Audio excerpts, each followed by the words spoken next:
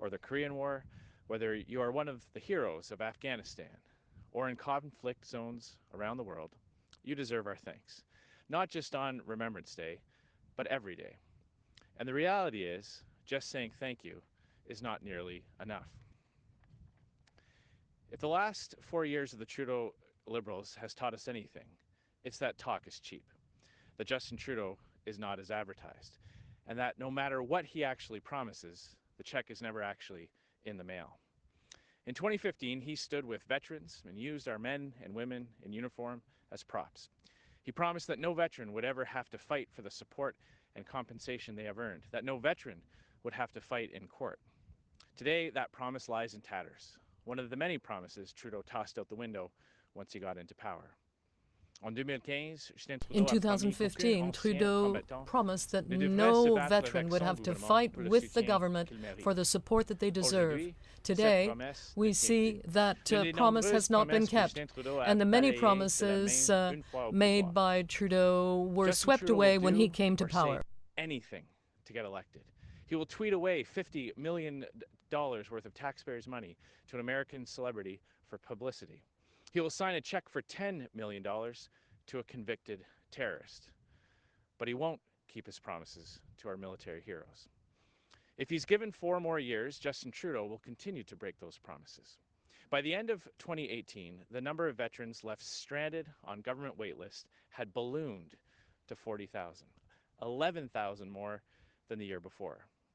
What's more, Justin Trudeau has left more than 3,000 disabled veterans struggling for more than a year without any pension or other benefits.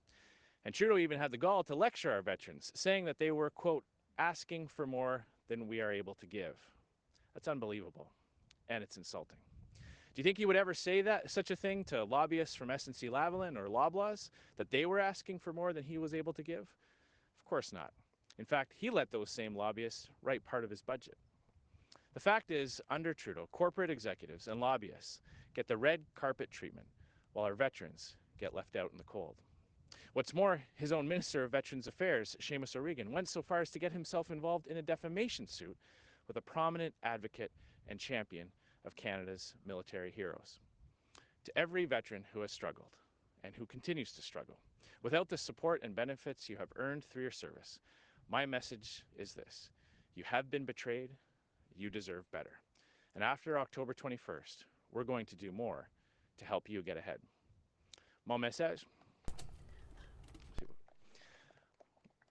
My message to veterans is clear. You were betrayed, and you deserve better. And after October 21st, we will do more for you and allow you to get ahead. Instead of forcing veterans to work harder for government benefits, it's time that the government worked harder for our veterans' benefit. It's time for a government that works harder to help you get ahead. So here's what we're going to do. First, a Conservative government will enshrine in legislation a military covenant between the Government of Canada and all of Canada's veterans. We will make it the law that every federal official and every federal institution treat our veterans with the utmost of respect and provide them services in a timely manner.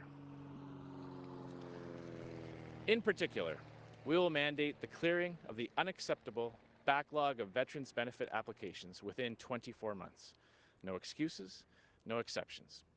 We're also going to fix Justin Trudeau's failure to create a reliable, dependable pension system for veterans.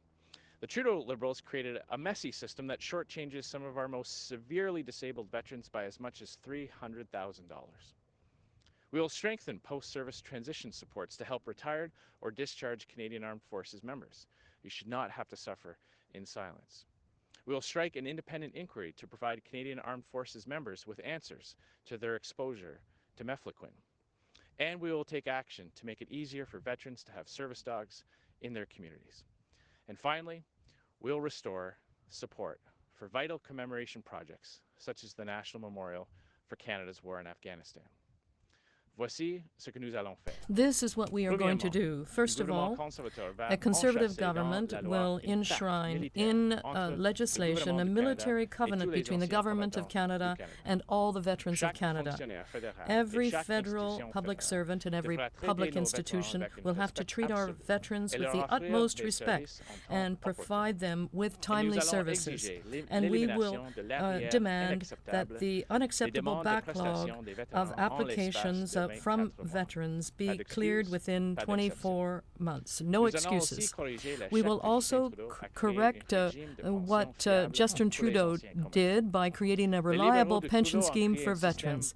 The Liberals created an unreliable system that shortchanged some of our most disabled veterans by some $300,000. We will strengthen supports post-transition to help the members of the Canadian forces to receive the support they need. We will also carry out an independent inquiry to give members of the Canadian Armed Forces answers with respect to their exposure to methylclin. We will also take action so that it's easier for veterans to have access to service dogs in their communities. We will restore the support for commemoration projects such as the one on the war in Afghanistan. Straightforward and practical. They require new investment, but even more importantly, they required new priorities. Our military heroes are worth it. When we look out for our heroes, we are looking out for the people who dedicated their lives to looking out for us. My message to veterans is that it's time you had a government that stood up for you, and a government that helps you get ahead. We will put more money back in Canadians' pockets with a universal tax cut, which will apply to the pensions veterans receive as well. We will increase the age credit to $1,000, remove the GST from home heating, and get rid of the carbon tax that hurts seniors the most. Justin Trudeau has disrespected and ignored veterans for long enough.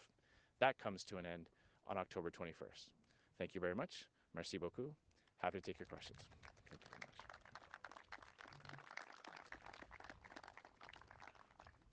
Mr. Scheer, Mike Lecouture from Global National. I'm trying to understand how enshrining a covenant in legislation will work.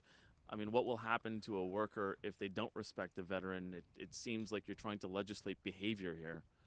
Well, what we're doing with this is changing the culture within the government, ensuring that everyone who's working in departments that have that relate to veteran services understands the special bond and the special obligation that the government has to those who wore the uniform for us and who put their lives on the line.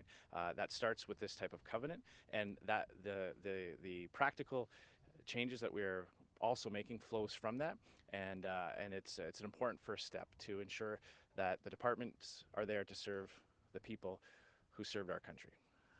It's a bit of a change for the Conservatives, wouldn't you say, when you consider, I mean, how do veterans trust the Conservatives when it was the Conservatives in 2014 that shut so many of the Veterans Affairs offices? Mm-hmm. Well, what veterans saw was in the 2015 election that they were used as props. And that I'm talking about the old Conservatives now, Mr. Scheer. I'm sorry, the Conservative government. The promises that were made to them were not delivered. So this is my solemn engagement with them, learning from them over the past few years as leader of this party. I've been working closely with them to come up with these types of practical changes that will make their lives better, make it easier for them to get the services that they need. That is the Conservative Party's commitment to them in this election, and I will follow through with it after October 21st. Yes, veterans know that they were used as props in the last election, and this is my solemn and personal commitment to them. And after October 21st, we will deliver on our promise. Hi, good morning. Christy Kirkup with the Globe and Mail. Obviously, there has been a lot of discussion about the blackface controversy, not only in Canada, but around the world, as it has garnered international headlines. What do you think this controversy says about systemic discrimination in Canada? Mm-hmm. Well, obviously, this incident has reignited or brought to the forefront some of these types of conversations. Conservatives will always support measures that tackle discrimination.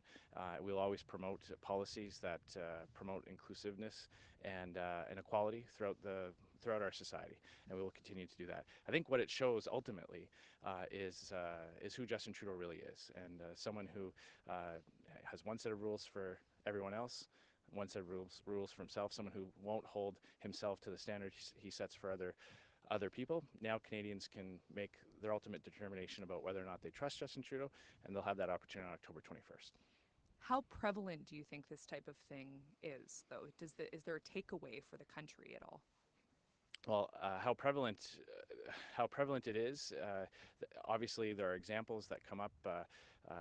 We've had discussions in Parliament. There are discussions that happen at municipal and provincial levels, and all levels of government work together to address these types of things. We all know people who have experienced it personally, and we all can see reports that come out from everything from police agencies to advocacy groups. So it is an important issue that all levels of government continue to work on.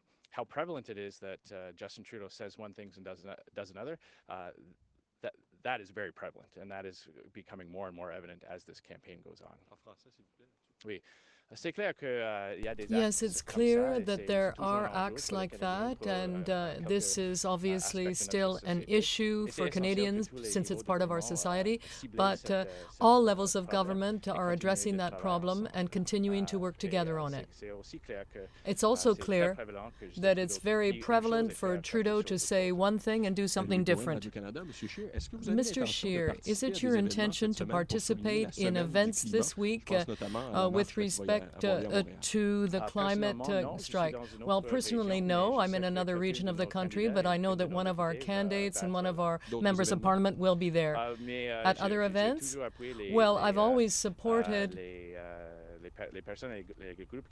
groups that want more action on the environment, and that's the reason why we also are going to provide a lot of support through our environmental plan, and we have made a commitment to act on climate change. Sure. I personally will be in another part of the country, but we will have candidates and members of parliament who will be participating in this event on Friday, and we'll always support groups and individuals who are raising awareness for environmental issues and especially climate change, and that's why we've received such positive feedback for our real plan for the environment. You still have not detailed some of your promises with respect to the climate and what kind of impact they could have on climate change.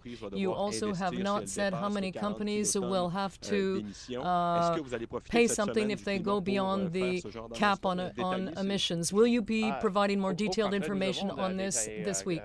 Well, we have given details about many aspects of our plan.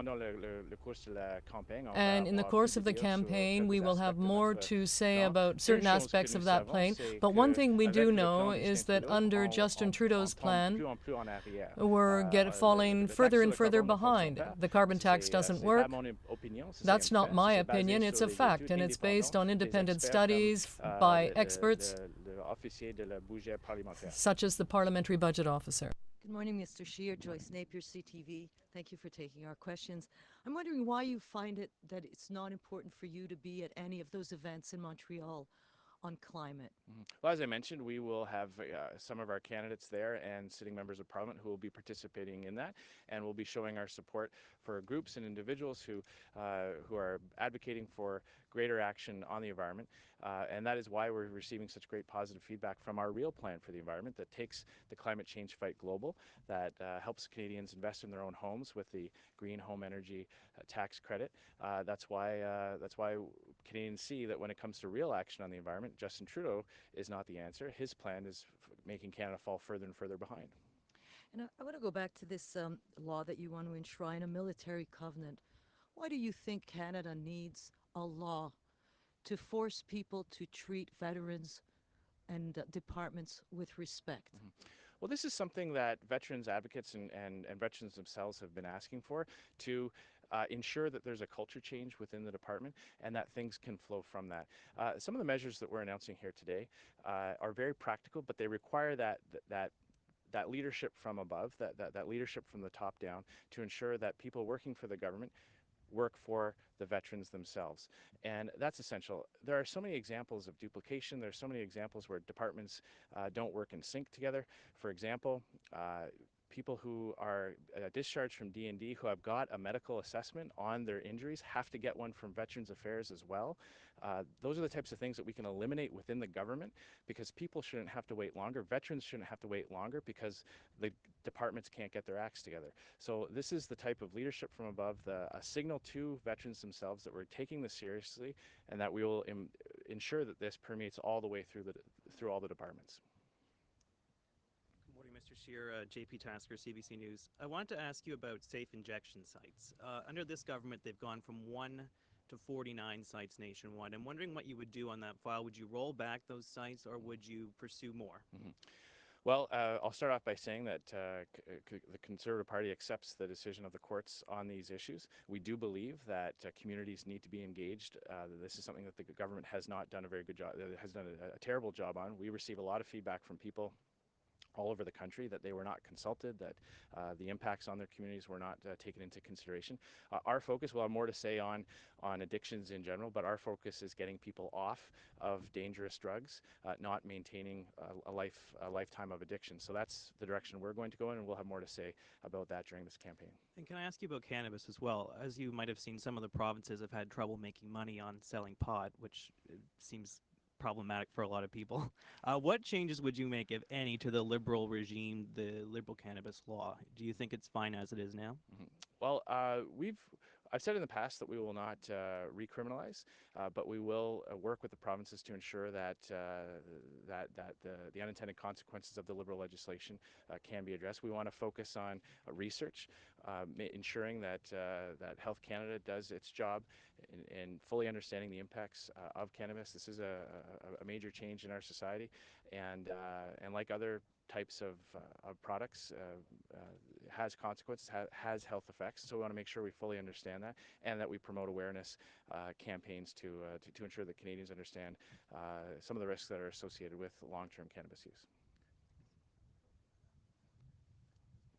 Good morning, Mr. Scheer. Good morning. Evan Dar, CBC News.